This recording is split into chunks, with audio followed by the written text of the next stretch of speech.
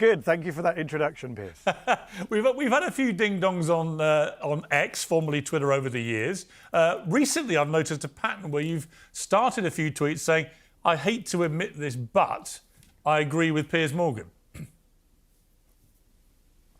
Yeah, you've said some sensible things about the conflict in the Middle East. You've said some sensible things about Islamophobia. I feel like you've matured over the years.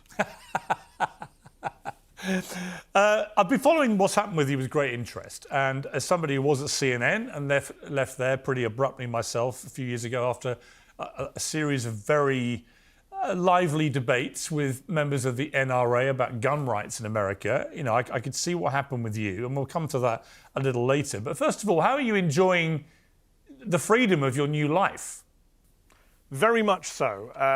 I'm someone, as you said, who likes to speak out. I'm known for speaking very freely. And look, it's great to have your own enterprise, start your own media company. I'm 44 years old. I've worked for the BBC, for Sky, for Al Jazeera English, for NBC, for HuffPost. And it's good to actually be my own boss for a little while and to be able to, especially at a time, Piers, when the world is going through so much. You have the war in Gaza, you have an election in the US, you have the rise of fascism globally. There's a lot I want to speak about, both online and in my shows and in my writing.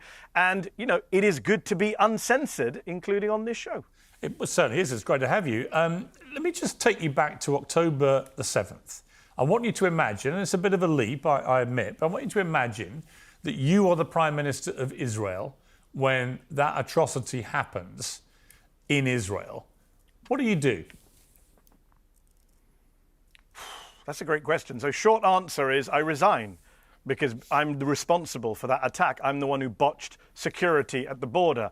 I'm the one who propped up Hamas with money from Qatar over the years and allowed them to be propped up as a way to divide the Palestinian people. I'm the one who's had millions of my own people on the streets for months protesting against my authoritarian reforms to the judiciary. So I have some shame, I have some self-respect, I have some honesty, and I say, I quit. Let someone else do this because I've failed for 20 years. OK, Netanyahu did not do that. And interestingly, although the majority of Israelis would like him to go, they also want him to finish the job in destroying Hamas. There's not much ambiguity in terms of how Israelis feel about the mission plan. But there's obviously a lot of concern mounting around the world about the scale of Israel's response. And that's really what I guess my question was alluding to.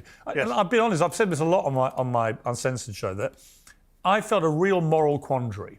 You know, I can go back over tweets I've done back in 2014 where I said that Israel's response to provocation by Palestinians at the time was bordering on terrorism. You know, I'm somebody who, when I was editor of the Daily Mirror, opposed the Iraq War before, during and after very vociferously. And I think that aged pretty well, that campaign. I'm somebody that when the Qatar World Cup happened, you know, I sprang to defence of Qatar's right to host the World Cup and exposed a lot of Western hypocrisy.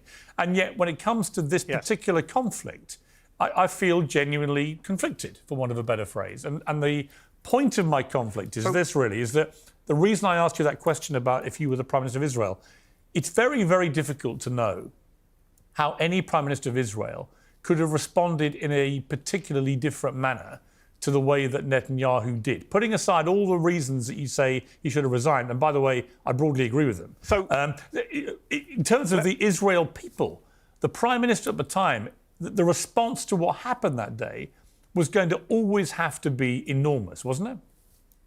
So you're right in terms of the emotional response. It was going to be enormous. And I would take us back to 9/11, Piers. You mentioned Iraq.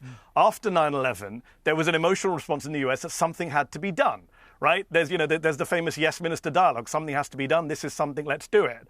And we invaded Afghanistan, which didn't solve the problem of terrorism, made it worse, punished innocent people who had nothing to do with 9/11. And you'll remember at the time, Piers, both parties in the United States supported going into Afghanistan. Only one member of Congress, not Bernie Sanders, Barbara Lee of California, voted to oppose that war. 2 decades on, many people would say she was vindicated, even though she was an isolated voice and she was going against a tidal wave of opinion from liberals and conservatives who said, we have to do something. And I get that. After an atrocity happens, people want to do something. But the best leaders, the most strategic leaders, the most moral leaders are the ones who can take a pause, take a breath and say, are we going to make the situation better or worse? Are we striking out strategically or just for the sake of vengeance and revenge? And you talk about Israeli prime ministers having to do this. Look, They didn't have to do it on this level. I think a lot of Israelis, despite supporting Netanyahu, would argue it didn't have to be done like this. There are different ways to retaliate against Hamas. The irony is no Israeli government has done it like this before. This is the greatest death toll for Palestinians of any war in Israel's post-1948 history. So the fact that he did it like this was unique. I mean, look, the statistics speak for themselves. Piers, you know them. You've said them on this show. Yeah. The level of killing, the number of kids killed. You have one former UN official saying this is the highest kill rate in the world since Rwanda, right, of any conflict since Rwanda. Do not tell me that the only response to a brutal attack on civilians in Israel on October the 7th was to produce a conflict that had a kill rate equivalent to Rwanda's. Sorry, I don't accept that. Here's what I would say, playing devil's advocate, and you might think, I'm literally playing devil's advocate, but I'm going to play it anyway, which is, all that is true. The death toll is horrific.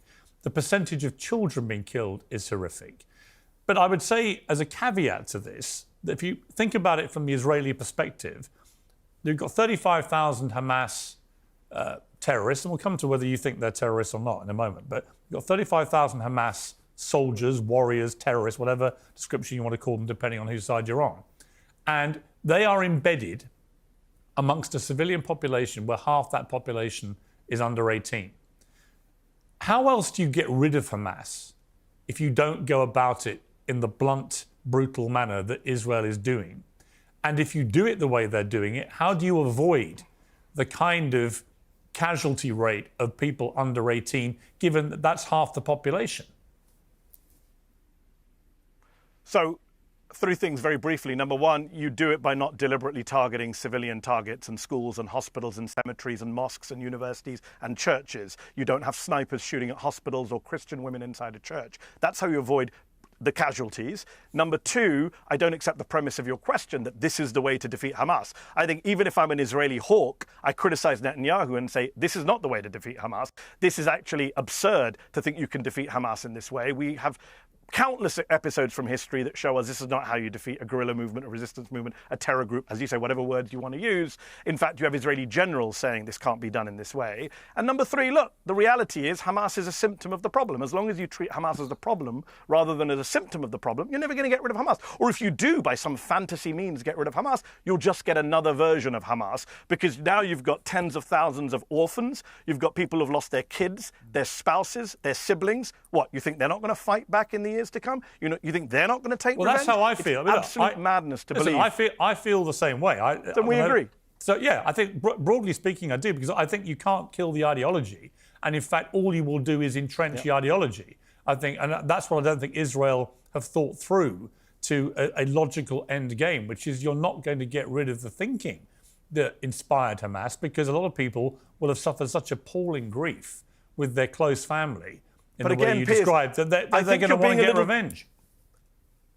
I think you're being a little too generous to the Israelis here, and with the greatest respect, I think your questions reflect a little bit of a naivety about what Israel's doing here. You're starting from the premise that Israel is trying to defeat Hamas. I don't accept that premise. I don't believe that's what Israel is trying to do. What do you think they're trying to do? They wouldn't be doing it this way.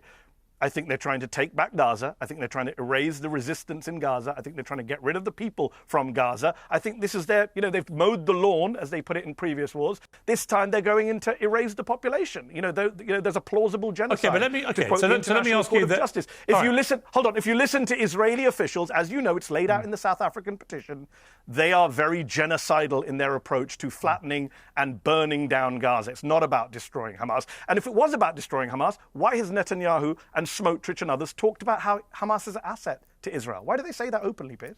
Well, he was clearly massively deluded, I think, Netanyahu, about having anything to do with Hamas. I think that Netanyahu's plan was quite straightforward, which was to separate Hamas from the Palestinian Authority and create a split in the Palestinians at an official level. And he thought that that was the best way of preserving security for Israel. He couldn't have been more wrong. I mean, the thing I do want to ask you, I don't think you've called Hamas terrorists. In fact, you've gone out of your way to call them fighters. Do you still think that, or do you accept that what they did on October the 7th was an act of terrorism on a heinous scale, and therefore you have to call them terrorists? So you're wrong, Piers. In my very first MSNBC monologue after October 7th, I referred to what happened on October 7th as terrorism. In fact, when I was 16 years old, I wrote a letter to the Independent newspaper condemning Hamas bus bombings in the mid-1990s. So you're wrong on multiple levels. I don't expect you to know about my 16-year-old self, but clearly my MSNBC output is all there for anyone to see. So just to be clear, it was an act of terrorism, and Hamas are terrorists. That's your position. I think the Hamas fighters who went into Israel and killed civilians and kidnapped babies, certainly I would call them terrorists, just as I call Israeli soldiers who kidnap children and kill children terrorists. I use the terrorist label more freely because otherwise it's just a politicized, empty phrase that we just apply to our enemies. What I would say, Piers, is that I find it a problem, and you know this, you've joked about all the memes about you, this obsession with what we call Hamas, which is a question you pose. Let's be honest, Piers, to most of your pro-Palestinian brown guests. You don't ask your Israeli or Jewish or pro-Israeli guests to condemn Israeli terrorism or Israeli war crimes at the start of an interview in the way you do. Well, no, I've been asked directly. I've been asked directly whether I think Israel are terrorists, and I've said no. So I don't think they are. I think they had a right to defend themselves. The question is the scale. That wasn't the point I made, Piers. That wasn't the point I made. I said when you have Israeli guests on. Hold on, let me finish my sentence. Let me answer the question. Let me finish my sentence. No, Mehdi,